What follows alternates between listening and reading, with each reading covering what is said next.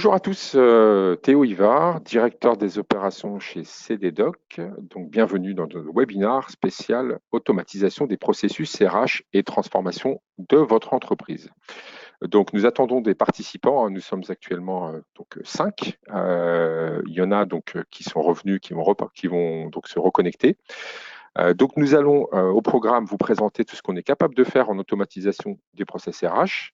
Donc, dans le cadre, vous allez avoir d'abord une présentation très orientée sur donc la philosophie de la solution et bien évidemment la présentation de notre entreprise. Et dans un second temps, vous allez avoir donc une démonstration de la solution. Et troisième étape, vous avez un système donc de chat avec des questions. Donc, n'hésitez pas à écrire bonjour sur le chat pour vérifier que tout fonctionne bien de votre côté.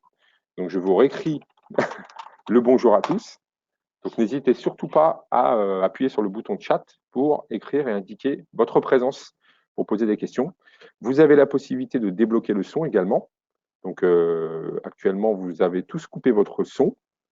Voilà. Donc, moi, je peux couper également le son, comme je peux activer le son de tous les participants que vous voyez ici. Vous voyez par un message qui apparaît à cet endroit.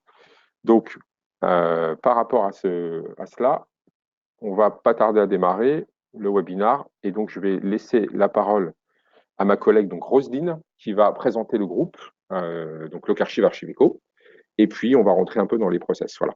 Donc merci beaucoup, ne quittez pas, à de suite.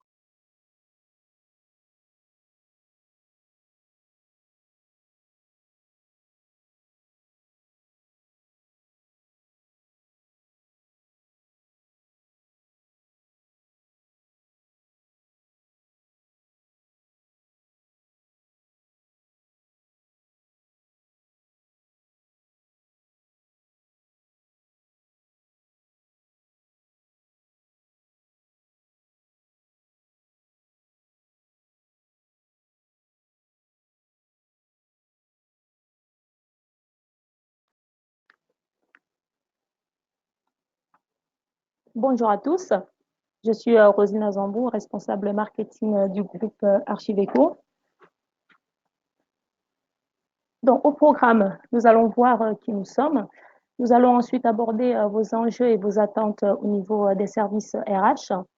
Nous allons ensuite passer en revue notre solution ainsi que les points clés et les bénéfices pour vos organisations respectives. Ensuite, mon collègue Théo va vous faire une démonstration de l'interface et on gardera quelques minutes pour la séance questions-réponses. Qui nous sommes? Nous sommes un groupe constitué de 5 entités différentes avec des offres spécialisées autour de la gestion documentaire. Donc, en fait, nous traitons les documents, toute la chaîne documentaire de bout en bout, depuis l'archivage de vos documents papier dans des entrepôts sécurisés jusqu'à la préservation de vos documents numériques dans nos systèmes d'archivage électronique, en passant par des offres de numérisation de vos documents papier et de conservation de vos documents numériques dans des systèmes de gestion électronique de documents déjà existants chez vous ou que nous pouvons vous fournir. Et également, nous pouvons numériser vos documents et les transférer directement dans votre système d'information RH. Bien évidemment, autour de ces offres de GED, nous proposons des modules de workflow pour automatiser l'ensemble des processus de vos métiers RH et également des modules de signature électronique pour faciliter la signature des contrats de travail, par exemple. Alors, en quelques chiffres, notre société a plus de 40 ans d'existence. Nous sommes 800 collaborateurs. Nous réalisons 80 millions d'euros de chiffre d'affaires et nous comptabilisons 11 000 clients.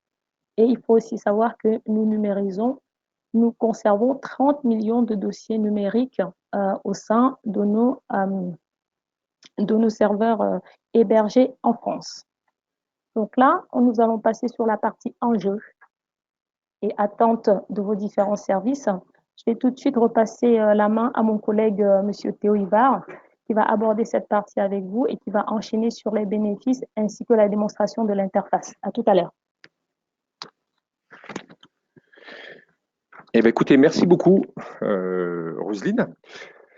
Donc, les enjeux au niveau des ressources humaines. Donc, nous avons récupéré bien évidemment les éléments que nous avions créés dans le cadre du livre blanc, une grande enquête qui présentait les enjeux autour de la démat RH, que nous avions donc présenté notamment à différents salons en 2018. Par rapport à ça, il y avait trois grands sujets qui étaient ressortis de cette enquête. Il y avait donc au niveau de la dématérialisation, un premier sujet qui était évoqué, c'était la notion de recrutement. Comme vous pouvez voir sur cette illustration, puisqu'on dit toujours qu'un schéma vaut tous les grands discours, vous trouvez effectivement les quatre éléments principaux d'enjeu autour du recrutement que l'on va retrouver dans la dématérialisation naturellement. Donc, on a le sourcing, donc des systèmes de CV Tech, la possibilité, lorsqu'on reçoit un CV, de pouvoir le stocker dans la solution et donc de le traiter en fonction des besoins de l'entreprise. Donc, on se connecte bien évidemment avec les solutions de CV Tech du marché. La notion d'entretien, puisqu'il y a différentes étapes à traiter au niveau de ces sujets.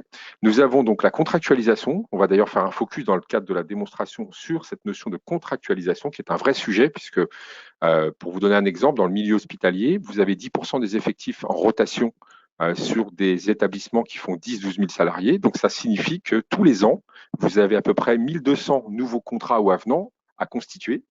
Donc, on commence à aller sur des volumes pertinents. Et donc, l'intérêt de la contractualisation en ligne avec le futur collaborateur ou le renouvellement sont des sujets importants. Et enfin, on a le onboarding.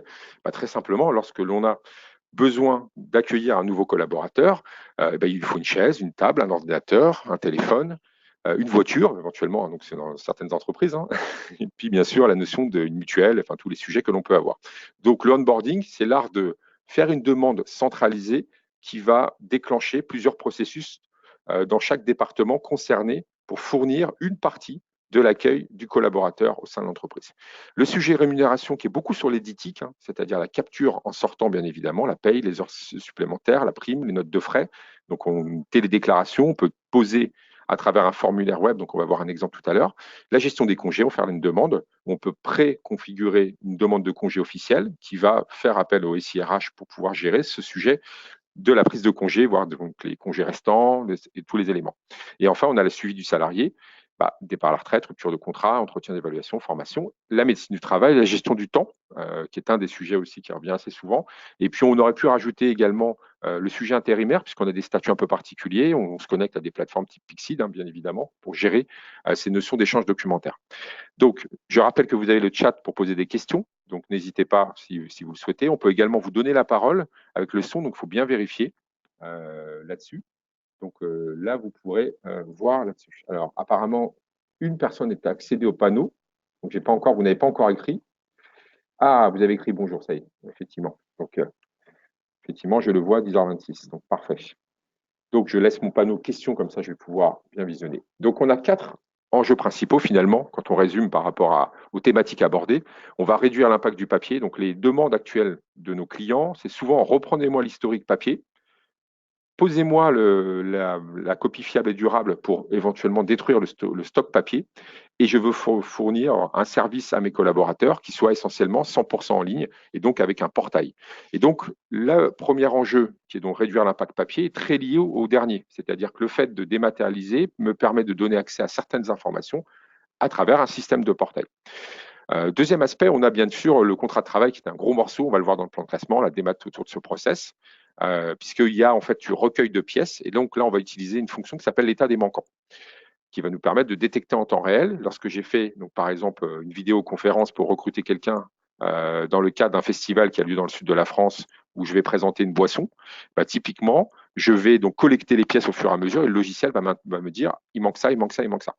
Et puis, il y a la notion d'interaction, c'est-à-dire que pour éviter les ressaisies, on va utiliser des formulaires dès le démarrage pour pouvoir proposer aux collaborateurs, finalement, de saisir l'information la plus pertinente et de nous envoyer un format pivot qui va rentrer dans le SIRH et saisir cette demande. Et donc, on allège considérablement les tâches administratives. Alors, nous avons une question. Est-ce que l'on peut également gérer les multiples contrats que l'on peut avoir dans un mois avec un salarié intermittent?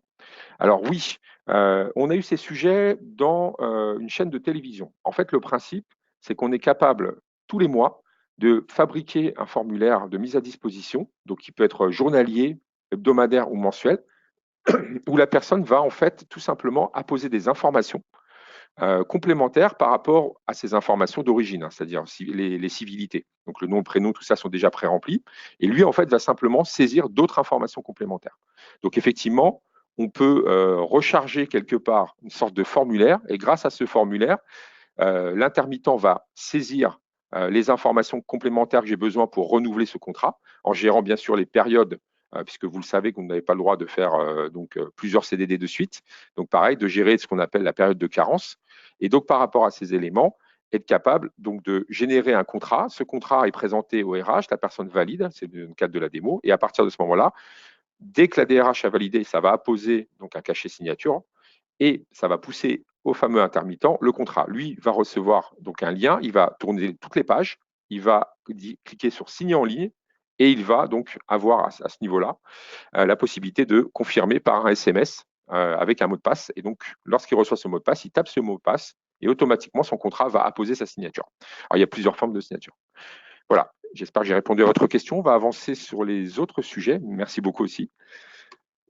Donc, hop, parce que là, comme il y a le double écran, les attentes RH, si on doit les caractériser. Donc, vous avez vu, on vous a mis une photo assez illustrative, hein. C'est-à-dire que je me retrouve finalement au niveau des attentes RH. Quand on fait des ateliers, bah, ça part un peu dans tous les sens. On nous dit, bah, moi, je veux de la démat, moi, je veux de la signature, moi, je veux réduire les tâches administratives, je veux réduire le taux de clic. Donc, on a vraiment tous les sujets. Donc, c'est pour ça qu'on vous a centralisé ça en différents points. Alors, on va dire qu'il y a 10 points principaux, hein. Alors, vous ne voyez pas mis les numéros, mais vous pouvez nous faire confiance. Il me semble qu'il y en a 10 hein, de visu. Le premier point, c'est la notion de centralisation, puisque en SIRH, vous n'avez pas une, deux ou trois applications, mais souvent une dizaine. Donc, ça pose des sujets d'organisation au quotidien. Le principe, c'est je range une fois et je vois le document à plusieurs endroits au même moment pour différents profils selon mes droits. Ça, c'est le deuxième sujet. Et donc, quelque part, on peut gérer l'entrant et le sortant, c'est-à-dire tout ce qui rentre en papier et email et tout ce qui sort en éditique, comme la paye, comme des attestations et autres. Le deuxième, c'est automatiser la capture par la LADRAD. Donc, je vous ferai une petite démonstration de LADRAD pour montrer un peu le fonctionnement. Donc, c'est une lecture et reconnaissance automatique de documents. Et donc, ça veut dire que le logiciel peut apprendre au quotidien le fait de reconnaître des documents typés RH et donc de dire ça, c'est carte d'identité, ça, c'est attestation de domicile, ça, c'est un bulletin de salaire et autres. Et donc, il va reconnaître des éléments au fur et à mesure et il va auto-apprendre. Alors, bien sûr, tout ce que je vous explique est lié à la RGPD, donc il n'y aura pas de sujet entre guillemets sur la confidentialité que par définition le logiciel est compatible RGPD. On va le voir, on a en fait ce qu'on appelle les journaux d'historisation qui vont permettre de démontrer qui fait quoi, comment et pourquoi dans le cadre de cette armoire RH très sécurisée bien évidemment puisqu'on est sur des sujets confidentiels. Troisième aspect, on va gérer des process de validation. Donc, on a compté 70 workflows dans le métier. Donc, c'est pareil, hein, en RH, il y a énormément de process. Ensuite, il y a du service qu'on peut apporter, c'est-à-dire qu'on va mettre à disposition le document sur le compte personnel d'activité que chacun a, mais personne ne le sait bien évidemment, c'est comme toujours, hein, mais chacun a un compte personnel d'activité, c'est-à-dire qu'il peut accéder, c'est gratuit, c'est fourni par le gouvernement et ça permet tout simplement d'accéder à ses fiches de paye. Pour ça, l'employeur doit simplement éditer donc sa paye avec un processus normé, la faire certifier ou signer s'il veut avoir une valeur renforcée. Et donc à partir de ce moment-là, quand la fiche de paye arrive dans le portail RH, il est envoyé directement dans le CPA et le collaborateur reçoit une alerte pour lui dire vous pouvez chercher dès à présent votre bulletin de paye du mois dans votre compte personnel d'activité. Et l'intérêt en fait de ce système, c'est qu'on peut éviter de payer une prestation de signature, puisque effectivement, le principe d'avoir déposé et certifié l'étape et non pas la signer, permet tout simplement d'avoir la fiche de paye, par exemple si j'ai 10 000 salariés, 10 000 fiches de paye rangées au bon endroit, avec l'obligation légale que j'avais de fournir la fiche de paye, finalement, je l'ai télescopé directement sur ce CPA. Et donc, c'est quand même un sacré gain de productivité. Donc, le principe, c'est de consulter ça dans le CPA, quand on est à l'extérieur de l'entreprise, dans un portail intranet et dans la GED. Donc, en fonction des usages, on va avoir un écran qui nous va le mieux. On est capable de reprendre des historiques. Alors, la Z42026, comme le temps est compté, on ne va pas trop s'attarder là-dessus, mais en gros, je vais faire très simple. C'est une copie fiable et durable. Je scanne l'original papier. La copie numérique faisant foi, je peux détruire à terme le papier c'est-à-dire l'original. Gros intérêt, ça c'est des demandes. On a 4 clients qui sont déjà lancés sur cette procédure. Sur les RH, ça va arriver, parce qu'effectivement, nous sommes le premier opérateur certifié sur la Z-Carole 2026. Et à ce titre, cette certification nous permet aujourd'hui, grâce à un processus normé, de proposer ce service de copie fiable et durable et de destruction suite à la vérification, bien évidemment, que le document est bien le bon. Il y a un accès direct au document, donc vous allez voir qu'on peut mettre des boutons sur des applications métiers. Alors j'ai une application très très moche que je vais vous montrer, j'ai volontairement moche pour que vous puissiez vous rendre compte que on va pouvoir décloisonner votre façon de travailler, c'est-à-dire d'afficher un document à travers une application. On a une gestion automatique de la complétude, c'est-à-dire que le logiciel il gère systématiquement, il manque les permis de conduire pour mes 10 chauffeurs poids lourds. J'en ai que 9, donc ça relance. Les alertes aussi de fin de contrat, les alertes, bien évidemment. Ces informations, vous les avez souvent dans le SIRH, mais en fait, elles sont diffuses, c'est-à-dire que vous n'avez pas un endroit centralisé. L'objectif de la GED, c'est d'avoir une sorte de tableau de bord où on centralise tout ça. La conformité avec l'RGPD, libérer des espaces de stockage papier, on l'a bien dit, et remonter à la source pour réduire la production documentaire en passant par des workflows et des formulaires de diffusion. Alors, on a un exemple là, de schéma. Et dans ce schéma, on voit à peu près, on va dire, le 95% des cas ressemble à celui-ci. Donc vous avez ici, alors on l'avait animé, mais pour des raisons de rapidité, on l'a figé là, mais on pourra bien sûr vous le transmettre dans le cadre de ce webinaire à la suite. Hein. Donc, vous recevrez bien évidemment ce document. Donc, le principe, vous avez un flux qui arrive en papier et en électronique, c'est-à-dire qu'aujourd'hui, beaucoup sont passés déjà à la numérisation ou à la démat, mais en fait, le sujet, on l'a déplacé simplement dans les emails. C'est-à-dire qu'aujourd'hui, on a moins de papier entrant, par contre, on a énormément de mails entrants. Donc, on va ranger un mail, vous allez voir, un sujet assez intéressant. Du coup, dossier du personnel bulletin de paye arrive dans un traitement, on peut le capturer avec de la reconnaissance automatique ou même de l'OCR, hein, c'est-à-dire récupérer le texte, puisque je peux taper des mots et retrouver ce document. Et puis, vous allez avoir en fait un process de gestion. Ça va être classifié. En fonction du statut, ça va lancer un workflow. En fonction de la nature du document et du dossier, dans son étape, ça va vérifier s'il est complet, pas complet. Et ensuite, ça le met à disposition, bien évidemment, à disposition du collaborateur ou d'un tiers qui a besoin de ces informations là-dessus. Par exemple, si je travaille avec une mutuelle, elle peut avoir accès à certaines informations et pas d'autres. Donc, on l'est bien dans le cadre de la GED, hein, c'est pour ça qu'on a fait un petit rond tout autour. Et puis, on a des échanges systématiques avec le SIRH. Par exemple, quand on prend un premier contrat, on n'a pas de numéro de matricule. On va l'avoir une fois que la personne est donc déclarée dans le SIRH. Et donc, à l'issue de ça, on va récupérer son numéro de matricule et on va l'associer à son nom et son prénom. Et donc là, dans ce cas, on pourra faire les recherches par le matricule, par le nom, par le prénom, suivant les règles, bien évidemment, de la RGPD, puisqu'effectivement, il y a des règles à gérer là-dessus. La diffusion ensuite se fait multicanal, c'est-à-dire qu'on envoie dans le coffre du salarié et on envoie le double en archivage électronique ou physique pour permettre tout simplement, s'il y a un besoin d'aller faire un duplicata, d'avoir sauvegardé. On sait bien sûr gérer le sort final et la purge pour que le document ne reste pas. Donc finalement, ce qu'on propose, c'est de la transversalité, puisqu'en fait, on peut accéder à l'information quel que soit l'endroit où on est, sur un smartphone aussi, par exemple. Le salarié l'accepte avec un consentement explicite, bien évidemment. On peut décloisonner, puisque Thomas, qui travaille dans son coin sur un répertoire Windows, du jour au lendemain, il travaille de manière intelligente au niveau des RH, il partage certains documents qui sont utiles. C'est-à-dire que, par exemple, j'ai un guide des bonnes pratiques internes dans l'entreprise. Ce guide, quand je le pose dans l'outil, automatiquement, il est visible dans tous les dossiers du personnel et chaque salarié reçoit une alerte par mail. Et je peux même voir qui l'a regardé, qui l'a pas regardé. C'est invisible puisque vous allez avoir un nouveau bouton qui apparaît sur vos applications métiers et on libère des tâches administratives puisque le taux de clic va se réduire et on va permettre aux collaborateurs de se concentrer sur faire plutôt des RH que de la gestion. Vous voyez, pour parodier un petit peu la notion de GRH. Et c'est extensible puisque toutes les fonctionnalités qu'on vous présente là sont également visibles, bien évidemment, dans le système quand on voit ici, c'est-à-dire elles sont tout simplement disponibles sur les autres métiers. Notamment, on l'a parlé dans le cadre du onboarding, c'est-à-dire qu'on peut aller demander à la logistique une chaise, par exemple. Donc ça, c'est important. Et puis, on a le deuxième volet, c'est qu'on nous demande souvent de dire, bon, écoutez, c'est bien, mais les outils sont un peu moches. Vous savez, le cas pratique, vous avez un outil de gestion. Donc là, l'objectif, c'est qu'on ait en fait un outil qui soit esthétique, utilisable, fonctionnel et réalisable. Voilà. Donc, par rapport à ces éléments, les points, on les a passés, on les a expliqués, donc on va passer assez rapidement. Et enfin, on va gagner les bénéfices et on va passer à la démonstration juste après. Donc, les bénéfices, si on résume, parce que c'est toujours pareil, c'est quand vous allez voir votre direction générale en disant, tiens, j'aimerais bien révolutionner un petit peu l'approche que l'on a au niveau des ressources humaines, souvent, la question, c'est de dire, ok, mais qu'est-ce que je gagne en face? Parce que j'apporte du service, mais l'entreprise, qu'est-ce qu'elle y gagne? Parce qu'on ne sommes pas dans des fonctions de philanthropie. Donc, effectivement, par rapport à ces sujets, on nous demande toujours la même chose. Le principe, c'est qu'on va réduire énormément les frais de gestion. Ça, on peut le démontrer. On a des études, bien évidemment, sur ces sujets, où on arrive à réduire sur des coûts de traitement d'un contrat qui peut être de 15 à 20 euros, descendre effectivement à des sujets plutôt de 4 à 5 euros, puisqu'on peut faire le travail une grosse partie par le salarié. Deuxième aspect, on a l'amortissement de la solution en moins d'un an, c'est-à-dire qu'on a un panel d'une quarantaine de clients sur lequel on a mis l'application et on s'est rendu compte effectivement sur ce panel tout simplement, au bout de quelques mois, ils se rendaient compte de l'efficacité. Donc, ils ont fait le calcul de masse salariale, sachant que pour vous donner un chiffre, un ordre d'idée, 20 salariés égale 1 million d'euros de masse salariale. Donc, quand vous faites le calcul, ne serait-ce que vous gagnez l'équivalent de 2 ETP, c'est-à-dire 10%, vous faites une économie annuelle de 100 000 euros. Et donc, ça vous donne un budget qui permet d'investir sur ce type de projet.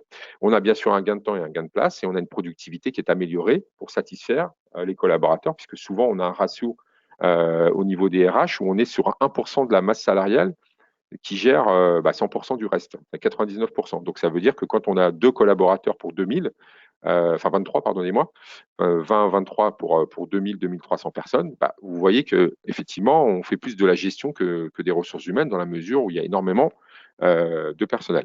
Le travail devient plus collaboratif et on va sécuriser les documents et on va tracer les opérations.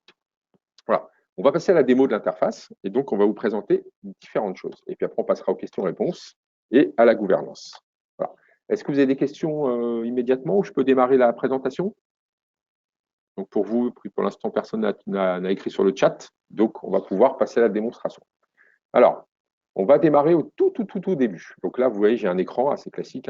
Donc je vous ai mis un petit château d'ailleurs, pour la Belle au bois dormant. Alors, ce n'est pas pour s'endormir, c'est pour bien évidemment faire un peu plus esthétique. Voilà. Donc, par rapport à ces éléments, nous allons, une première chose, connecter l'application. Donc ici, la première fois où j'arrive donc dans l'application, donc elle ressemble beaucoup à une application de gestion. Donc, on va un petit peu présenter les différentes fonctions. Ici, donc j'ai un bac de travail. C'est lorsque je vais à mon copieur où je reçois un mail, mon document arrive dans mon bac. Et mon bac, là, par exemple, j'ai un document Word, voilà, qui est ici, et j'ai un document, en fait, ici, qui est un PDF. En fait, je peux passer de doc à doc en utilisant la touche suivante. Ce qui est intéressant, c'est que vous avez vu, j'ai un Word et ici un PDF. Donc, en fait, je peux aussi passer de format sans me poser la question et je peux bien évidemment agrafer les deux documents. Donc là, je vais agrafer en trombone et vous voyez les éléments. Alors, vous avez raison, Madame Lombard, c'est assez sympa cette vue du château Belle au bois dormant. Je pensais que c'était le logiciel, mais vous m'avez bien eu. Voilà. Donc, j'ai fait un petit agrafage de documents là-dessus. Voilà. Et donc, vous voyez les éléments qui sont apparus.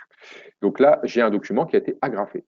Ensuite, ce document, je peux le ranger directement dans une boîte de stockage. Et donc, j'ai des champs qui apparaissent à cet endroit. Donc, le principe est simple, c'est que ces champs sont entièrement paramétrables. On est bien d'accord que ce que vous voyez là, ici, c'est une personnalisation qui a été faite dans le cadre de cette démonstration. Donc, je vais aller chercher d'autres documents à importer et on va ranger des documents dans un dossier RH. Donc, hop, on va aller dans les docs de démo et on va prendre des docs orientés aux ressources humaines. Donc, on va prendre par exemple une attestation d'activité et puis on va prendre par exemple, on peut se prendre un système, un solde de tout compte, une fiche de paye. On va prendre une lettre de démission. Non, c'est pas ça amusant. On va prendre plutôt un diplôme. Voilà. Et donc, je vais automatiquement ranger. Donc, vous voyez que les documents se présentent ici dans le bac. Donc, pareil, je peux ouvrir ces documents et les traiter. Voilà. Au début, je peux fermer cette barre qui présente, on va dire, les documents, les fonctionnalités, pardonnez-moi, c'est mon téléphone qui sonne, ça m'a un peu perturbé. Voilà, donc je peux cacher cette vue. Donc là, vous voyez, au départ, on peut voir la visionneuse assez simplement. Voilà. Donc, je prends l'attestation d'activité et je vais la ranger en glissant ici. Donc là, j'ai la possibilité d'aller chercher les collaborateurs qui sont déclarés. Alors, ce que vous pouvez voir, donc là, vous voyez, mes copains, mes collègues ont fait quelques petits coquilles. On va régler tout ça, bien évidemment, pour nettoyer la base là-dessus. Donc, ici, vous tapez en fait une lettre, par exemple André, et il vous propose le salarié qui s'appelle André Audi. Ça s'appelle un champ concaténé, c'est-à-dire qu'on peut présenter le prénom, le nom, le matricule, l'entité, le département, et voir, on peut mettre la date de naissance, puisqu'il nous arrive d'avoir des homonymes. Donc là, on va mettre par exemple Jérôme Andréozzi. Donc ici, il travaille sur l'entité qui s'appelle CDDoc, donc à l'entité 1, et je ne suis pas obligé de remplir les champs. Hein. Là, c'est simplement dans ma démo, je les avais mis. Donc la date d'entrée, le type de document. Là, en revanche, ce qui est intéressant, c'est que je peux aller chercher les attestations. Donc ici, vous avez vu que j'ai une attestation d'activité. Donc là, je vais dire qu'il a eu une formation là-dessus. Et en fait, j'ai un plan de classement RH. Donc, vous voyez, je l'ai fait assez simple hein, pour pas vous perturber tout ça. Mais un plan de classement peut être beaucoup plus grand, puisque là, on va voir, par exemple, dans ce cas de figure, voilà, un plan de classement RH beaucoup plus complet. Donc, au départ, quand on installe la solution, on fait un atelier et on va étudier la totalité des familles, catégories, types de documents. Donc, dans ce cadre, vous voyez ici, par exemple, que j'ai mis 3 niveaux. Donc j'en ai sauté un d'ailleurs, hein. J'ai mis recrutement, je suis passé directement, mais j'aurais très bien pu créer une étape intermédiaire. Donc on dit qu'en général, il faut 3 niveaux maximum. Donc ici, on a le volet salarié, effectivement, on a le volet de déclaration sociale, la paye, la convention collective et ainsi de suite. Donc vous voyez, rien de révolutionnaire. La seule chose, ce qui est intéressant, c'est qu'on va en fait, dès qu'on range quelque chose, on va le présenter sous forme de rangement en 3 niveaux. Et puis ici, on a les informations du SIRH qu'on va récupérer, c'est-à-dire d'associer ce document à en fait cette arborescence. Alors l'arborescence, c'est pour rassurer, parce qu'au départ, les gens sont habitués. Après, vous verrez que dans les faits, une arborescence n'a pas d'utilité en tant que telle, c'est-à-dire qu'en réalité, elle n'est la résultante de la présentation. Ça veut dire qu'en réalité, ce qui nous intéresse, c'est je suis dans HR Access, je veux voir le contrat de travail, j'appuie sur le bouton parce que je suis sur la fiche salarié et j'affiche le contrat de travail. L'arborescence, c'est simplement qu'on a été habitué depuis tout petit avec Windows à utiliser ce genre de choses. Alors, revenons à notre démo. Donc, j'ai inséré ce plan de classement-là. Et donc, à partir de ce moment-là, je vais donc ranger les éléments. Alors, j'aurais très bien pu, ici, donc attestation de formation. Et là, vous voyez, le titre du document n'est pas bon. J'ai la possibilité de surligner-coller les informations. Voilà. Donc, vous avez vu, par un simple surlignage, j'ai récupéré tout ça. Et il me surligne en jaune l'information. Alors, pourquoi il me le surligne en jaune? Parce que tout simplement, si j'ai mis en place la reconnaissance intelligente, la prochaine fois, il va en fait me proposer que quand un document ressemble à celui-ci, il sait que ce document s'appellera attestation d'activité, règlement CE, tout ça, et que le titre doit être rempli par cette information. Et donc, en fait, il associe la zone, le type de document, avec le titre. Ça s'appelle de la lecture et reconnaissance automatique de documents. Voilà. On va mettre la date d'aujourd'hui, et là, je vais mettre c'est un test pour démonstration. Voilà. Je peux également, bien évidemment, récupérer du texte, hein, ici, voilà, comme je vous l'expliquais, hop, voilà. Et donc, ce qui est intéressant, c'est que ça m'évite de saisir des choses. Donc là, je vais récupérer le c'est un test pour le mettre en annotation. Et vous allez voir, ce qui est intéressant, c'est que quand vous entrez une annotation là, en base de données, je peux faire des recherches là-dessus. Donc, j'ai rangé mon document, j'appuie sur stocker. Il y avait un champ obligatoire qui était entreprise, c'est pour ça qu'il était grisé. À partir de ce moment-là, j'ai plusieurs formes de recherche de mon document. Je peux venir ici et voir ce qui a été stocké aujourd'hui. Donc là, j'appuie sur la date, je fais rechercher, il me présente un document.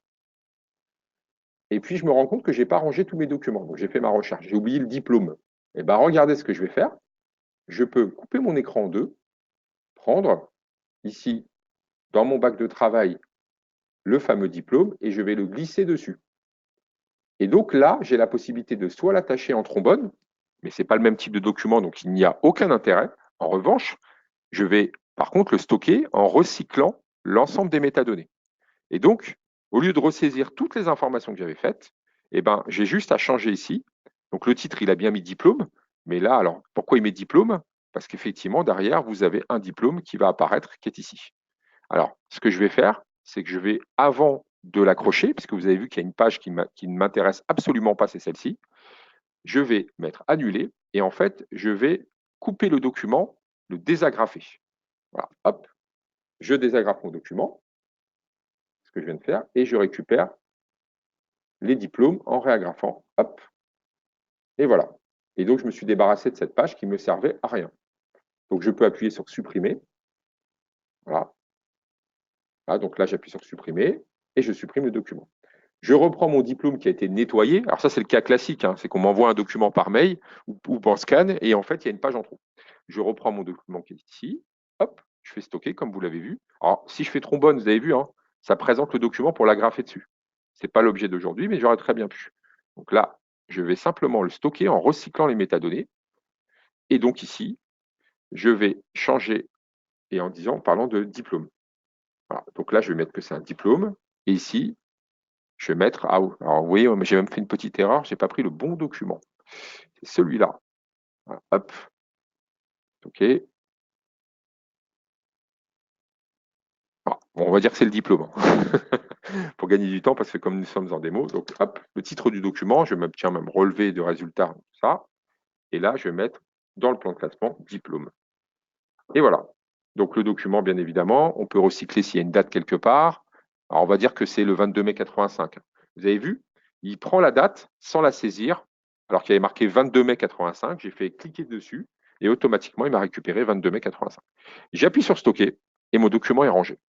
Voilà.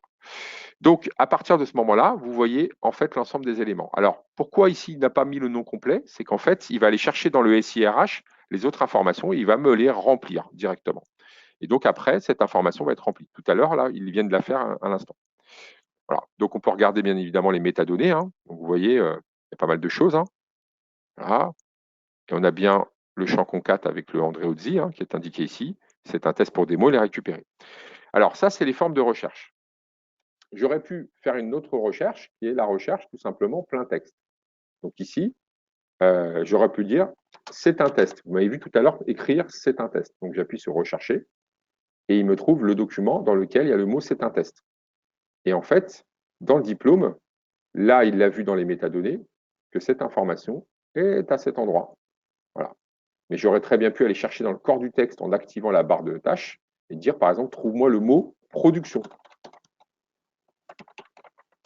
Voilà. Et il me surligne l'information qui est ici. Voilà. Donc, quand vous rangez un document, automatiquement, vous avez tout le CR. Donc, je ferme cette boîte de recherche et on va s'intéresser maintenant aux alertes, puisqu'entre-temps, je suis à la DRH, j'ai des alertes ici, comme quoi des nouveaux documents sont arrivés. Alors, pourquoi nous avons une liste de tâches qui s'appelle Documents nouveaux collaborateurs? En fait, ici, en fonction du statut, on peut avoir en fait une validation intermédiaire pour mettre en ligne les documents, pour éviter de mettre des choses qui ne devraient pas être en ligne. Donc, du coup, on a fabriqué des listes où en fait, un document qui est issu de nouveaux collaborateurs, il apparaît ici avant d'être validé. Et donc, ce qui est intéressant, c'est que je peux regarder bien évidemment les documents, alors même principe, à cet endroit. Je peux également regarder le dossier de ce salarié. Donc là, je suis sur Andreozzi, je peux aller là et voir tout le dossier. Donc j'ai ce qu'on appelle un petit raccourci, un lien. Donc là, je peux cliquer sur dossier. Il m'affiche automatiquement tout le dossier de Jérôme Andreozzi. Donc le dossier est assez complet. Je peux également, sur le diplôme, faire chercher les documents similaires, c'est-à-dire voir tous les gens qui ont un diplôme. Et vous voyez que j'ai les diplômes de tous mes collaborateurs. Alors ces formes de recherche sont bien sûr liées au DRH. Ou au personnel des ressources humaines. Si en revanche, je suis dans un autre département, bien évidemment, je n'aurai pas accès à ces listes. Et donc là, l'intérêt, c'est que je peux voir tous les diplômes issus des autres collaborateurs. Voilà. Alors c'est comme c'est des documents démo, puisque pour des raisons de confidentialité, on ne peut pas utiliser des vrais diplômes. J'ai dû effectivement utiliser le même document. Mais ce qui est intéressant, c'est que vous pouvez voir que des rebonds comme ça, on peut en créer. Je peux également regarder l'historique. Donc là, vous voyez toutes les étapes qui se sont passées. Et là, on voit, par exemple, dans le cadre de la RGPD, qui a modifié quoi? C'est-à-dire que là, j'avais une valeur de modification ici. À cet endroit, j'avais ces informations qui ont été ajoutées, et ainsi de suite. Et puis, on voit que DRH a ouvert le document à 11h03. Donc là, l'intérêt, c'est en fait d'avoir une piste d'audit en cas de contrôle et de montrer qui a regardé quoi, et ainsi de suite. Je peux également le droit à la rétractation, enfin le droit à un format intelligible, c'est-à-dire que votre collaborateur dit écoutez, j'aimerais savoir un petit peu qui a regardé mon dossier RH. Et ben vous cliquez sur son dossier, donc là sur le document diplôme par exemple, téléchargez, et vous voyez tout ce qui s'est passé autour du diplôme de M. Andreozzi sous un format intelligible, c'est-à-dire que ici je suis capable de lui dire voilà ce qui s'est passé sur votre dossier, et il peut voir effectivement qui a regardé, qui a modifié, qui a traité. Voilà. Donc ça, c'est intéressant, c'est que ça permet effectivement d'être en conformité immédiatement avec la réglementation sur la donnée personnelle. On a un cycle de vie, bien évidemment, qui permet de pouvoir purger un collaborateur, donc les dossiers d'un collaborateur qui lui-même n'est plus dispo. Donc ici, on a le workflow, on va le faire avec le contrat. Donc on a vu les systèmes de liste et on va voir le système de tampon. Le diplôme m'a l'air bon, il est OK, donc je vais valider ce document comme quoi il est correct. Donc pour ça, j'ai des tampons qui me sont associés. Alors, ça, c'est les documents administratifs et ça, c'est pour le dossier du collaborateur. Donc là, je dis que le document du collaborateur est valide. Donc je vais choisir valider. Et je vais dire, OK, j'ai vérifié l'authenticité du diplôme. Voilà. Donc, hop, je tamponne et j'inscris. Alors, j'ai pris le diplôme comme exemple, on aurait très bien pu le contrat. Et vous voyez que le document disparaît et il ne me reste plus qu'un seul document à valider. Donc là, vous pouvez quelque part vous fabriquer des listes de tâches pour voir un petit peu ce qui a traité. Alors, vous voyez que s'il y avait une non-conformité ici, bah, par exemple, ce document-là, je vais le mettre en non-conformité, et ben, je vais avoir une alerte pour me dire, tiens, il y a un document qui n'est pas conforme. Donc, je refuse et je dis, pas d'accord pour prise en charge. Hein. Voilà. Donc, je n'ai pas eu un accord. Hop. Et donc là, ça peut être le salarié aussi qui fait ces éléments-là. Et donc, je peux avoir. Donc, comme c'est un tampon là-dessus, je pourrais avoir une liste qui me présente les éléments. Je peux libérer les contrats qui sont en cours de signature également, où là, je vois un peu tous les contrats. Je peux voir une vue à facettes des contrats qui sont en cours de traitement. Donc là, par exemple, j'ai le recrutement d'un collaborateur, ici. Et donc, tout ça, ça me permet de pouvoir valider des étapes. Et donc, on va démarrer le système de workflow juste après pour que vous puissiez voir comment ça fonctionne. Ensuite, on a des vues arborescentes sur les dossiers RH. Donc, je peux voir les documents par collaborateur. Donc là, je vais fermer un petit peu de fenêtre parce que vous avez vu. Voilà, donc je vais d'abord voir tous les dossiers des collaborateurs. Donc là, on peut aller voir dans André Ozzi. En fait, on a son diplôme qui s'est rangé automatiquement à cet endroit. Et il y en a un qui a été traité. Voilà. Et on a l'autre qui a été validé, c'est celui qu'on vient de faire à l'instant, qui est le relevé de résultat. On peut regarder les mêmes documents par statut. Donc là, je vais aller chercher le diplôme de M. Andréozzi par valider. Voilà. Et donc, si je viens ici, je retrouve automatiquement son diplôme à cet endroit.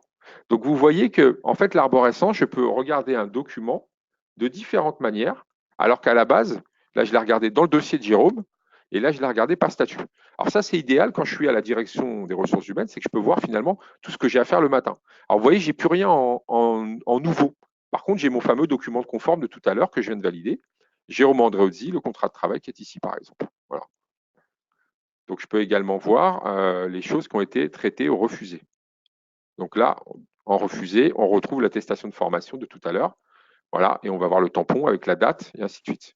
Comme d'habitude, on peut voir, comme je vous l'ai expliqué, les métadonnées, et on peut voir qui a accès à modifier ou à traiter. Voilà. Donc là, en l'occurrence, la DRH s'appelle Madame Marbeau. Donc c'est pour ça que vous voyez marqué Marbeau. Donc, on va traiter un contrat de travail qui arrive sur mon bac et on va vous présenter également un document qui arrive par email, par Outlook, qui est le cas assez classique. Donc, pour ça, je vais ouvrir un Outlook. Je vais glisser un contrat de travail ou un document et on va ranger un document à partir du contrat de travail. Alors, vous voyez, quand je vous présente l'outil comme ça, esthétiquement, on se dit, bon, ça ressemble à un outil de gestion électronique de documents. En fait, je vais vous montrer la version plus habillée, plus sexy. C'est-à-dire que le même logiciel que vous voyez là, à cet endroit, on est capable de le rhabiller pour qu'il ait ce visage. Et donc là, vous voyez, vous êtes exactement dans le même logiciel. Simplement, on a pris l'option réhabillage. Et c'est dans le cadre de ce séminaire, vous avez expliqué que c'était quelque chose d'important, puisque ça permettait tout simplement de rendre plus attirant, je dirais, la relation que l'on peut avoir avec ses collaborateurs. Alors là, vous ne m'avez pas écrit sur le chat. Alors, il y a une question d'un certain monsieur. Si nous avons un doute lors de la saisie, est-ce qu'il est possible de faire des rebonds entre différents documents du dossier salarié? Alors, effectivement, on l'a montré tout à l'heure. C'est qu'ici, lorsque l'on est dans la liste à cet endroit, recrutement du collaborateur, M. André Audi, par exemple, hein, là on revient ici dans le tableau, je peux ici faire un rebond et voir les documents du salarié ou les mêmes types de documents. Donc là, je vais voir tous les contrats de travail qui ont été signés très récemment et on voit qu'il y en a un paquet. Hein. Donc ça nous permet de faire un rebond, de voir les éléments. Je peux également, bien évidemment, regarder sur ces contrats, là, le dossier du salarié complet et voir si le précédent contrat de M. André Audi, qui est ici, le comparer. Donc là, je vais ouvrir le premier contrat et je peux ouvrir le deuxième à cet endroit. Donc je peux ouvrir deux fenêtres et les comparer. On a aussi des modules qui permettent à l'intérieur de ce fonctionnement. Donc, vous voyez, en plus, on a les dates. Hein. Ça, c'est un contrat qui date du 7 avril. Hein. Donc, ça répond à la question de, quelque part, du fameux contrat intermittent. C'est-à-dire qu'on a un premier contrat qui a été fait, il y en a un deuxième ici. Ce qui est intéressant, c'est qu'ici, au niveau des éléments, on peut bien évidemment faire une comparaison entre ce document et ce document-là. C'est une option qu'on peut rajouter qui permet de pouvoir comparer le contenu d'un contrat. Je peux également récupérer du texte, ça on l'a vu tout à l'heure. Donc, si on vient sur ce portail, donc qui ressemble effectivement à DocuWare, on a réhabillé la solution. Donc ça, c'est pareil. Ici, vous avez trois grandes fonctions. Vous avez la liste des documents ici, vous avez la recherche, et ici, vous avez le dépôt. En fait, ce genre d'écran, ce qui est intéressant, c'est qu'on peut fabriquer ce que vous souhaitez. C'est-à-dire qu'on peut mettre une recherche là, on peut mettre une liste ici, on peut mettre des éléments. Donc là, on a fait assez simple pour vous montrer que cette liste-là, en fait, c'est la liste quand je suis connecté en Monsieur André Audi. Alors, André Audi, j'ai créé une liste de raccourcis pour que vous puissiez voir. En fait, la liste qui est ici, et là, on va voir qu'on est responsive au niveau de l'application, puisque c'est une apps. On voit ici qu'on retrouve en fait les documents là qui sont ici. Vous voyez d'ailleurs, volontairement, je l'ai fait porter les titres. Voilà. Donc là, on voit bien que le relevé est ici, l'attestation est ici, et ainsi de suite. Donc c'est bien un DocuWare habillé que vous voyez, c'est-à-dire qu'à droite, vous avez le même logiciel, simplement qu'au lieu de le voir sous cette forme-là, on le voit sous cette forme-là. Voilà.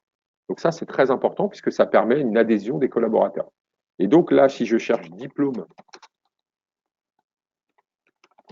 André Audi, alors, là, il faut que je respecte la syntaxe. Voilà, diplôme André Audi, je retrouve tout ce qui parle de diplôme André Audi. Donc, ce qui est intéressant, c'est qu'après, je retrouve mon document par des recherches full text. Cette recherche, c'est exactement celle que j'aurais très bien pu faire ici, c'est-à-dire diplôme André Audi. Alors, on peut supprimer les accents et compagnie, hein, c'est-à-dire la syntaxe. Voilà, et là, vous retrouvez la même forme de recherche qui est là, à cet endroit. Donc là, vous voyez l'intérêt, c'est qu'en fait, on a bien les mêmes formes de recherche des deux côtés. Alors, une fois qu'on a fait ça, on ferme bien évidemment ce portail. Et je vais vous montrer comment on range un document. Alors, je ne fais pas de la pub pour du commerce, hein, c'est simplement que c'est une vraie messagerie. Et je vais vous présenter en fait un document qu'on va ranger. Donc là, je vais créer un nouvel email. Voilà, donc je recueille. Et je vais dire contrat de travail à ranger urgemment, à compléter. On va mettre.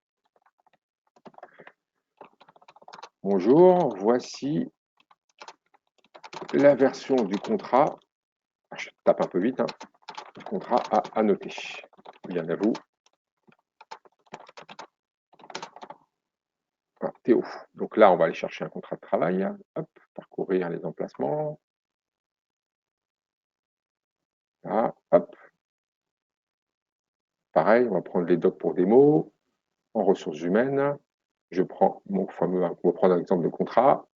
Voilà, j'écris à Toto, hein, parce que c'est un faux mail, hein, je me l'envoie moi-même. J'enregistre, donc je vais le mettre dans les brouillons, et vous avez reçu ce contrat. Donc là, on simule qu'on a reçu un mail. Je prends cet email, je fais clic droit à cet endroit, et je peux regarder déjà si ce document n'a pas été rangé. Donc là, vous voyez dans Outlook, par un simple mail, je peux vérifier que ce document qui apparaît ici, eh ben, en fait, il n'a pas été rangé. Donc je ne vois pas cette recherche. Donc là, par principe, je peux ranger mon contrat. Voilà. Et donc, du coup, je vais ranger ce document. Donc là, je vais le stocker et je vais l'envoyer directement dans la lecture automatique de documents. Donc là, alors, il me dit le contrat. Donc, je vais me connecter sous mon autre collègue, parce qu'a priori, mes droits du DRH sont bloqués. Hop. Donc là, je vais me changer de collaborateur. Voilà, vous avez entendu un petit son qui fait actualiser. Voilà. Et cette fois-ci, je suis passé sous le mot directeur, parce que lui peut ranger le mail. Hein. C'est une question. Vous voyez, les droits, c'est très important. Et vous voyez qu'il a, lui, il a plus de droits. Il peut stocker dans le bac. Il peut faire des recherches où il peut aller rechercher un peu plus d'informations. Donc, je vais stocker ce document dans le bac RH. Et donc, en faisant stocker ce document dans le bac RH, alors pourquoi il ne veut pas? Donc là, je vais le mettre dans un autre bac en attendant, et après, je vais le transvaser. Contrat de travail complété, impossible, un mail pour plus de détails. Bon, écoutez, on va laisser tranquillement ce sujet-là. Je vais essayer avec un autre mail pour voir si c'est un problème de document. Ouais, non, c'est un problème de ma démonstration, mais c'est pas grave. On va pas rester, ça arrive, c'est l'effet démo en live. Donc, je vais prendre le contrat de travail sur mon bureau. Voilà. Donc ici, on va prendre ce document. Voilà. Ici, il est ici, et on va le ranger à cet endroit. Donc, hop, je prends mon contrat de travail qui est à cet endroit-là. Donc, vous le voyez, je l'imagine plus vite que moi, le temps avec l'écran. Je récupère, donc mon compte est ici. Je viens à cet endroit-là. Voilà, donc là, je vais le glisser comme ça. Donc, normalement, par mail, il se range automatiquement. Donc ça, on vous montrera une petite vidéo qui présente, parce que là, on a eu un petit souci en live. Donc, le contrat est ici. Je vais le stocker à cet endroit. Alors, vous voyez que ce contrat de travail, il m'a présenté certaines informations. Donc là, je vais pouvoir les saisir. Donc pour ça, je vais aller regarder un process workflow pour vérifier que toutes les étapes de validation d'un contrat de travail. Donc là, vous avez un process qui montre la manière dont sont gérés les documents, c'est-à-dire quand un contrat arrive, qu'est-ce qui se passe au niveau des étapes. En fait, on appelle ça de la dématérialisation de processus. Donc, par rapport à cette dématérialisation de processus, nous allons donc dans les ressources humaines et on voit que nous avons un workflow qui présente comment valide un contrat au quotidien. Donc, dans le cadre d'atelier, on a modélisé un petit peu les interactions entre le SIRH et autres. Donc là, on voit que le contrat de travail, en fait, le déclencheur, c'est nouveau contrat de travail. Voilà. Donc, à partir de ce moment-là, je vais laisser tel quel, et après, ça va signer au DRH qui va lire le contrat. Et quand il va lire le contrat, il aura plusieurs formes d'annotation. Il pourra donc recevra un mail, et il va avoir une décision, il va pouvoir enrichir, refuser ou valider. Et ensuite, s'il ne répond pas, il y a une escalade. Alors, j'ai pris le cas d'une petite PME, c'est pour ça que c'est le DRH qui s'en occupe. Et donc, vous voyez que s'il le met en validation, ça l'emmène en signature. S'il refuse, ça prévient le collaborateur qu'il y a un sujet là-dessus. Et enfin, si le contrat enrichi, il peut faire une étape intermédiaire et le modifier. C'est ce qu'on va faire tout à l'heure. Enrichir le contrat également, on peut le faire par ce biais-là, c'est-à-dire que ça renvoie au DRH. Voilà. Donc, ce contrat, on va l'associer à un collaborateur. Donc, on va dire que, par exemple, c'est Julien Garbe. Donc, pareil. Donc là, on va mettre qu'il travaille actuellement. Maintenant, il travaille chez CDDoc, il travaille chez Archiveco. Donc, on va mettre une relation contractuelle en CDI. Donc là, contrat de travail. Voilà. Et automatiquement, la date d'aujourd'hui. Je vais récupérer quelques notes, imaginons, pour vous montrer là-dessus les informations qu'il y avait à l'intérieur. Et j'appuie sur stocker. Mon document est donc stocké. Et donc, à partir de ce moment-là, je vais recevoir une alerte qui me prévient qu'un contrat est arrivé. Donc, par rapport à ce contrat qui est arrivé, on va regarder. Donc là, j'ouvre ma messagerie sur le côté en attendant que le mail arrive. Voilà. Et je vais pouvoir regarder au niveau des tâches. Donc là, le contrat est en partie. Il va arriver à cet endroit. Il va être traité. Donc, hop, je connecte. Je vais aller voir sur le poste de directeur. Il lui a reçu entre-temps. Voilà.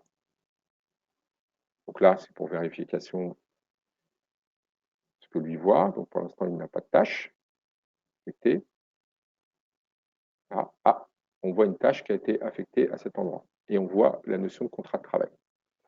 Deuxième chose, j'ai reçu un mail. Donc comme je vous l'ai indiqué, là vous voyez mon mail, ici. Voilà, à cet endroit. Voilà. Et vous voyez le mail qui vous indique « Bonjour Théo, voici le contrat de travail à noter ». Donc si on regarde le workflow, c'est exactement ce qu'on a mis à cet endroit, où on a dit lire le contrat et la notification, on a fabriqué cette notification assez rapidement. Donc on peut le faire pour tous les process. Donc, comme vous avez vu tout à l'heure, le plan de classement est assez large. On a la possibilité, bien évidemment, de remplir ça. Donc là, vous avez compris les systèmes de workflow. J'appuie sur le bouton et je peux voir le contrat. Voilà. Donc là, on arrive directement sur cette interface où on a le contrat d'un côté et on a les 3 boutons qui étaient prévus dans le cadre. Voilà. Deuxième possibilité, donc là je ferme ça, c'est qu'ici, comme j'ai l'habitude de traiter des contrats de travail, je vais me mettre un petit raccourci ici. Vous voyez le petit bouton là? Faire glisser le résultat vers votre bureau pour créer un raccourci. Je le mets là. Et en fait, le matin, j'ai juste à cliquer à cet endroit-là. Et en fait, je peux voir tout ce qui se passe sur le sujet contrat de travail, pour voir les étapes et ainsi de suite.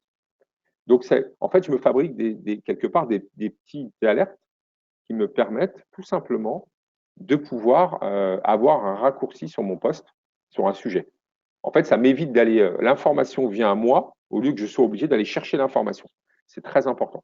Donc, lire le contrat de travail, je peux bien évidemment, à ce niveau-là, ouvrir le dossier du salarié. Donc voilà, vérifier un certain nombre de pièces, comme on voit bien. Donc là, j'ai le dossier de Julien Garde. Deuxième possibilité, je peux également versionner ce contrat, puisque je trouve qu'il n'est pas bon. Il y a une petite erreur. Ils ont mis CD Doc Service alors que c'était Archiveco. Donc j'ai un bouton qui s'appelle Modifier, qui va utiliser le système de versionning. Donc ça va me rouvrir mon contrat Word. Voilà. Et automatiquement, en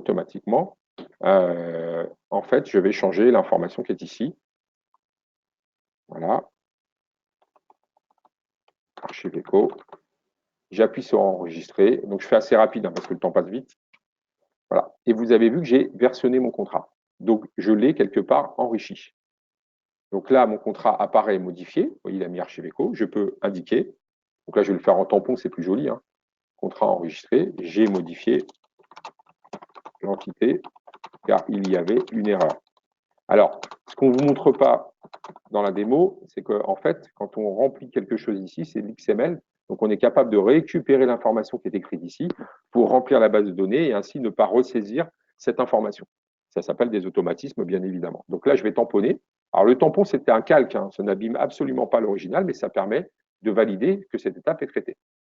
Comme l'étape est traitée, le document arrive ici, il est mis en signature au DRH. Alors, pour simplifier les choses, ce que j'ai fait, c'est que je vais me connecter donc côté DRH. J'ai mis que 2 acteurs, mais on peut mettre bien évidemment beaucoup plus. On est bien d'accord. Je viens à cet endroit et donc automatiquement, je vais avoir une alerte en tant que DRH. Alors, est-ce qu'il a reçu l'alerte? Voilà, surveiller les tâches. Non, pas encore. Un petit peu lent de temps en temps. Je fais un petit F5. Je regarde dans ma messagerie en cachette pour voir si de l'autre côté ça avance. Si je reçois le mail, parce que des fois le mail est plus rapide que la validation. Ah, bah, c'est bien ce que je pensais. J'ai reçu l'alerte plus rapidement côté messagerie. Voilà. Donc ici, j'ai en fait une autre alerte qu'un document a été rangé. Donc ça, c'est l'autre notification de tout à l'heure. Alors vous voyez, je reçois des alertes au fur et à mesure. Autant à chaque fois que quelqu'un range un document, je ne vous avais pas montré ça, mais on est capable de en fait, savoir tout ce qui se passe sur un dossier. On peut s'abonner sur un dossier. Alors, hop, je vais fermer cette fenêtre. Donc je vais me déloguer parce que je pense que le directeur, il a, lui, tous les accès. Donc, il va pouvoir voir ça. Hop, directeur.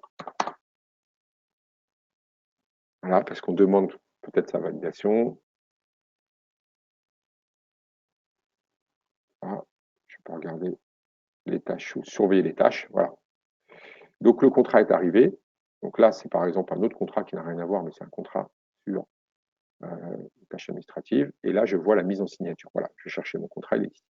Donc, le directeur a validé, les éléments ont été traités, je peux vérifier, je peux tourner les pages, je peux aller regarder la page numéro 3, je peux aller bien évidemment zoomer à cet endroit, et puis donc à ce niveau-là, je peux également encore annoter. J'ai la possibilité, par exemple, ici de faire un petit dessin, vous voyez. Alors, je ne vous ai pas fait un cœur, mais le cœur y est. Ici, ce sont bien des calques, donc je n'abîme pas l'original, c'est juste pour dire n'oublie pas de faire 2 exemplaires. Vous voyez. Donc tout ça, c'est pour mettre des annotations là-dessus. Et donc là, ce que je vais faire, je vais apposer mettre en signature. Et en fait, le fait de mettre un cachet signature comme ça va aller chercher donc la solution que vous avez, vous déjà en interne, YouSign, ChamberSign, QuickSign, DocuSign, ce que vous souhaitez, ou de 4 postes, ou derrière, on est capable de mettre une applet de signature à l'intérieur. Donc le fait de le tamponner, ça appose la signature et vous voyez la liste ici les contrats qui sont en cours de signature arrivent ici. Et ce contrat va basculer sur la plateforme. Donc là, en l'occurrence, par exemple, Primobox, on pourrait avoir le cas de figure.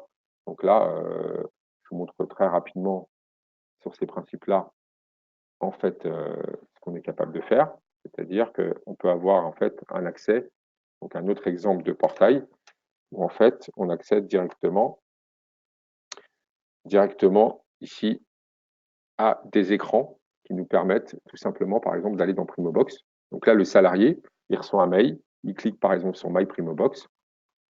Voilà. Là, j'ai cliqué une fois, ça va lancer l'applet et ça vous ouvre directement le compte sur Primobox. Alors, je n'ai pas tapé mes identifiants, mais effectivement, ensuite, vous rentrez dans le cadre classique du workflow qui est sur la plateforme de Primobox. Voilà. Donc ça, c'est la première chose. Deuxième chose, vous avez la possibilité également de faire des formulaires de demande en tant que salarié et vous pouvez aller voir votre dossier personnel. Tout à l'heure, on avait vu le dossier de Jérôme Andréozzi. Vous cliquez sur le dossier du personnel, il accède automatiquement à tous ces documents qu'on a mis sur le portail. Parce que vous avez vu, on a traité des éléments, des contrats, et ainsi de suite. Donc là, on est là-dessus sur Andréozzi. On peut présenter bien évidemment sous forme de carte d'index pour qu'il voit des petites images et il peut télécharger les documents qu'il souhaite, tout simplement en sélectionnant, voilà, par exemple ces trois-là. Il fait clic droit, télécharger. Voilà. Alors, vous voyez qu'on peut griser des fonctionnalités. Hein. On peut les faire cacher. C'est-à-dire que là, par exemple, il a le téléchargé, mais il n'a pas la possibilité d'accéder à certaines fonctions. Voilà. Donc ça, c'est du fonction standard dans l'outil. Hein. Voilà. On peut aller faire un formulaire de demande aussi, pour vous montrer, c'est ce que je vous avais expliqué. C'est que là, on a fait un contrat, on a pris un Word, on l'a versionné, on l'a validé, mais on peut également remplir un formulaire par ce système-là. Donc là, je vais dire que, par exemple, vous voyez, vous avez vu où je veux en venir, hein, où je veux partir en vacances. Donc, du coup, je vais dire que, en fait, j'ai une raison familiale. Hein. Voilà. Je ne vais pas préciser pourquoi. La date de début, c'est là. Et puis, je vais dire que je pars jusqu'au 12 avril. Et puis, derrière, le nom du salarié. Donc, moi, bien évidemment, comme je ne suis pas logué sous le nom de quelqu'un, mais si j'étais logué, il mettrait directement Jérôme Andréozzi. Donc, le nombre de jours demandés, je vais le remplir par principe parce qu'il peut y avoir un jour férié, mais je vais mettre qu'il y en a 4. Voilà. Et puis, la date de la demande, je mets aujourd'hui. Et donc là, je vais signer à la main. Alors, comme je suis avec une souris, hein, je vais écrire mon fameux Toto. Hein, voilà. Et donc, à partir de ce moment-là, je fais envoyer. Et donc, automatiquement, le traitement a été demandé. Donc, des formulaires comme ça, je peux en avoir plein. Donc, vous voyez, par exemple, dans ce cas de figure, je peux avoir la demande de congé, la demande de formation, la fiche de renseignement de onboarding, la note de frais, la demande d'entretien, la place de parking. Et je peux aller réimprimer mon bulletin de paye, mon dernier bulletin de paye. Voilà. Et donc, mon dernier bulletin de paye, ici, je peux aller chercher, par exemple, la liste de mes deux derniers bulletins de paye. Vous voyez. Donc ça, c'est pour vous montrer des exemples d'interface. Alors, entre-temps, on a bien reçu, donc, côté RH, la demande de congé. Et donc, cette demande de congé, elle apparaît dans la liste qui est ici, puisque les contrats, vous les avez vus, les autres documents. Mais là, on a bien reçu une alerte qui nous dit il y a un nouveau document qui est arrivé.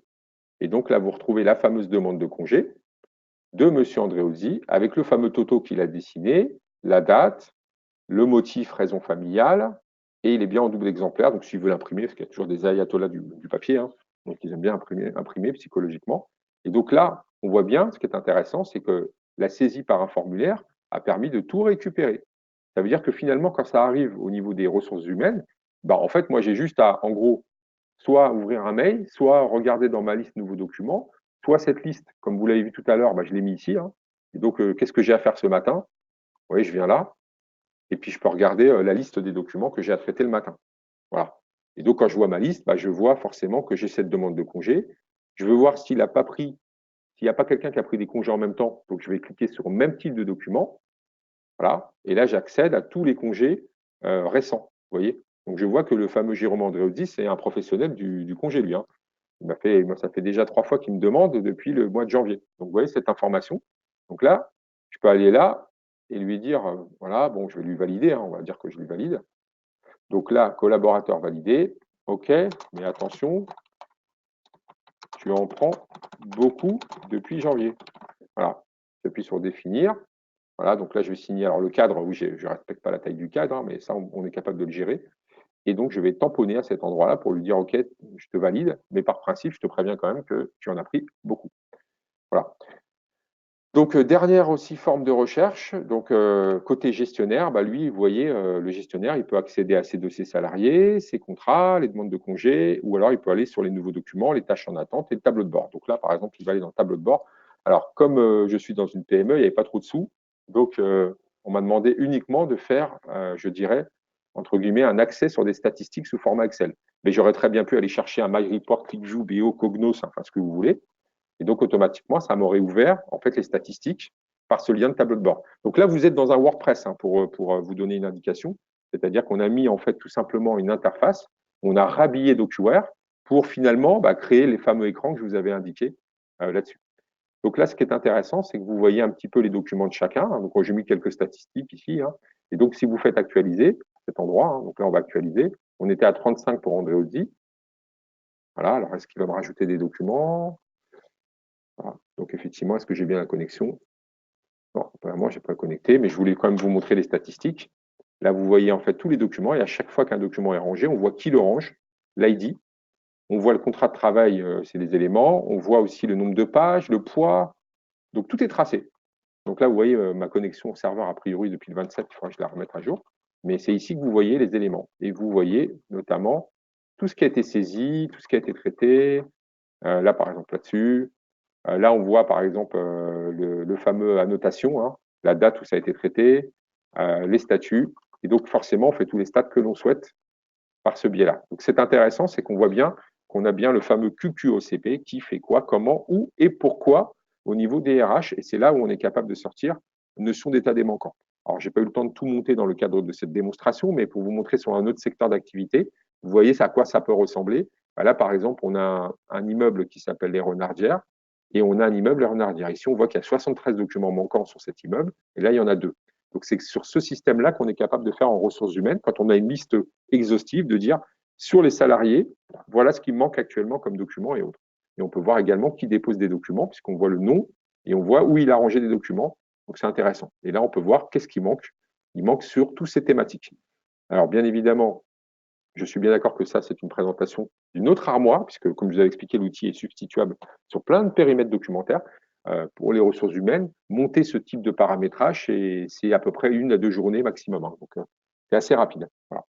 Écoutez, je vous remercie en tout cas pour l'écoute dans le cadre de la démonstration. On va repasser sur le PowerPoint. Sachez qu'on est capable, bien évidemment, de faire des démos beaucoup plus personnalisées. Hein. On avait très peu de temps, donc j'étais à l'essentiel. J'ai eu le petit bug Outlook, mais ne vous inquiétez pas, si vous souhaitez en aparté, on pourra vous faire une démonstration. Donc là, je vais fermer cet écran-là. Je vais aller fermer mon workflow. Vous avez vu que j'avais dessiné un workflow pour traiter le contrat de travail, avec jusqu'à la mise en signature sur Primobox. Voilà, et on va rebasculer sur notre PowerPoint, donc qui est à cet endroit. Hop.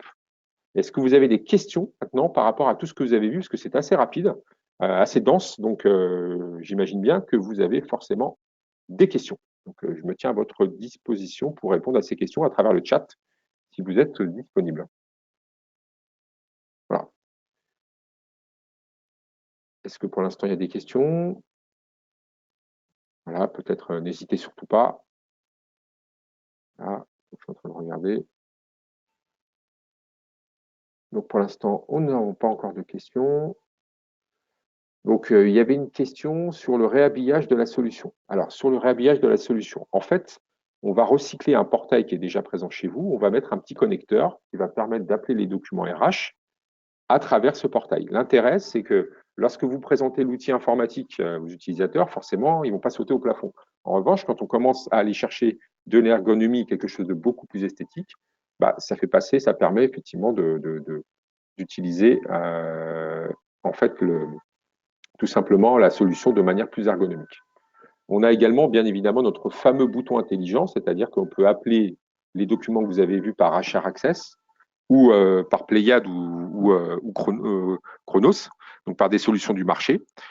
Pourquoi? Parce que quand vous cliquez sur ce fameux bouton, il appelle les documents. Donc là, je m'étais promis de vous montrer un exemple hein, dans un autre registre, parce que là, j'en profite par rapport à ces questions-là, également de réhabillage et d'accès. C'est que là, vous avez une application où j'ai absolument pas envie d'investir le moindre sou, mais je voudrais afficher les documents à l'intérieur. Donc, cette application, vous voyez qu'il y a des boutons un peu grossiers qui apparaissent, et ces boutons, en fonction des droits, ils sont disponibles ou pas. Donc là, Voilà, vous voyez, je me suis connecté en RH, il n'a pas accès à ces fonctions. Si je me relogue en directeur, et ben en fait, l'utilisateur directeur va avoir accès, on va dire, des nouveaux boutons. Donc là, par exemple, on va chercher sur un dossier qui s'appelle Brioche Dorée, tous les dossiers de ce client, dans ce cas de figure. Excusez-moi pour le son, hein, parce que je sais qu'il résonne un peu dans le... Voilà. Et donc, vous allez voir que dans cette appli, j'ai créé un pont où on peut afficher les documents depuis cette application, alors qu'en fait, à la base, je n'ai pas du tout de connecteur. Hein. C'est-à-dire que je n'ai pas dépensé auprès de l'éditeur. Voilà. Et là, vous voyez en fait les documents qui vont apparaître, voilà, sur Brioche Dorée. Donc l'intérêt de ce système-là, c'est qu'en fait, j'ai créé un connecteur qui permet d'accéder en fait aux documents. Alors, on a une autre question. Donc, nous vous remercions pour cette présentation. Nous sommes très bien à la maîtrise de l'outil. J'aimerais savoir pour l'agrafage des documents, que se passe-t-il en arrière-plan? C'est une très bonne question. Alors, revenons sur cette histoire d'agrafage. Donc, hop, donc nous allons nous connecter. Je ferme un petit peu de fenêtre parce que mon poste ralentit quand même. Hein. Hop, voilà, je ferme tout ça. Donc ici, en fait, le réagrafage, ça va créer ce qu'on appelle un zip. C'est-à-dire que ici, quand on prend, donc là, je vais dans le bac de stockage. Voilà, donc là, j'ai une carte d'identité, par exemple, hein, donc une fausse, hein, bien évidemment, que j'ai recyclée. Cette carte d'identité, je vais prendre, imaginons derrière, je sais pas, un autre document. Hein, je vais prendre, par exemple, ce document-là. En fait, le principe du réagrafage, c'est de prendre ce document-là avec celui-là. Alors, quand le document est du même format, c'est un agrafe.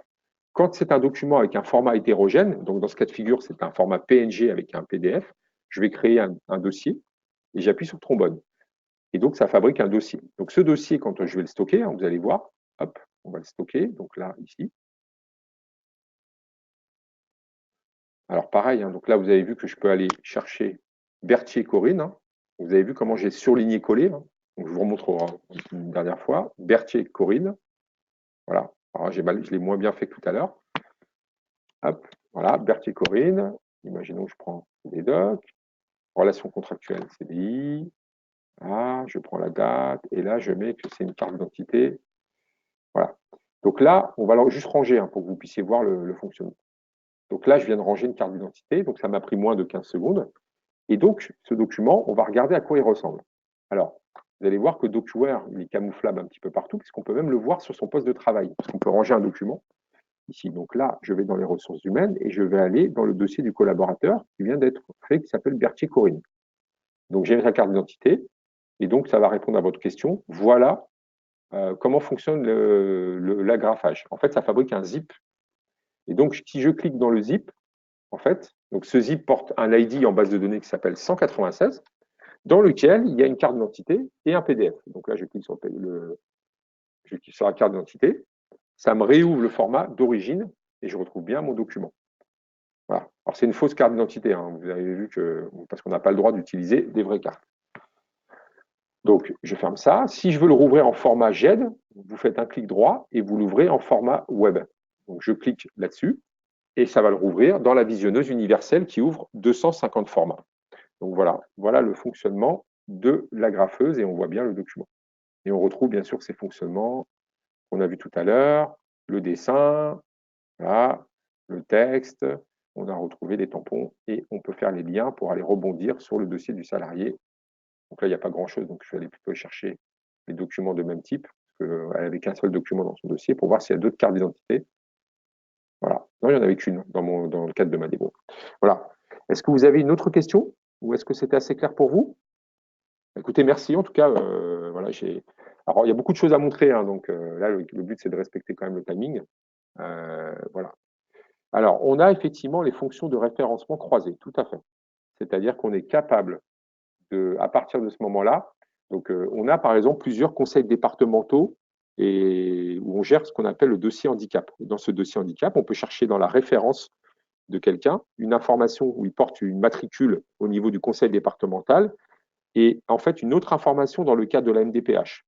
Donc en ressources humaines, c'est un petit peu pareil. C'est-à-dire qu'on peut avoir une matricule dans le cadre de l'entreprise, mais on peut avoir un autre ID qui est son ID entreprise, entre guillemets, qui n'a rien à voir avec les ressources humaines et donc la matricule. Et on peut rechercher par différentes manières. Et donc ce référencement permet de présenter le document de différentes manières. Donc, on peut chercher par le nom, on peut chercher par la référence, et ainsi de suite. Alors, je ne sais pas si c'est exactement ça que vous parliez comme fonction de référence croisée. Voilà. Oui, voilà, c'est bien cela. Alors, pourquoi c'est intéressant ces référencements croisés? C'est que ça permet, imaginons que vous avez SAP Business Factors, vous avez HR Access et ADP, et ben en fait, on peut chercher le même document par les trois méthodes. Voilà. Donc ici ça peut être très très intéressant. Parce que souvent, dans le SIRH, le défaut qu'on le retrouve assez souvent, c'est qu'on n'a pas une appli, on en a une dizaine. Et quand on arrive voir un gestionnaire paye ou une autre personne, elle va vous dire, écoutez, moi, mon quotidien, clairement, c'est surtout être capable de pouvoir accéder très rapidement au doc. Donc, comme vous l'avez vu tout à l'heure avec ma fameuse application qui n'était pas très très jolie. Eh ben, en fait, c'est le quotidien. Moi, ce qui m'intéresse, c'est de voir le doc. C'est pas trop d'aller entre guillemets déplier une arborescence qui est très long. Vous voyez, comme je l'ai fait là tout à l'heure sur Windows. Est-ce que vous avez d'autres questions? Madame Drouet, Madame Lombard, peut-être? Donc, ça a l'air d'être très clair. Madame Mbaye. Monsieur Parent, peut-être? A-t-il une question? Non. Alors, il y a une autre question. J'ai vu que les alertes se font avec le mail externe DocuWare. A-t-il une, donc là, a-t-il une messagerie interne? Alors, en fait, on peut aller appeler la messagerie naturelle ou on peut appeler effectivement une messagerie externe. Donc là, je vous ai montré, alors dans ma démo Outlook, ce n'était pas très très clair, mais en fait, on pourrait recevoir les mails dans Outlook.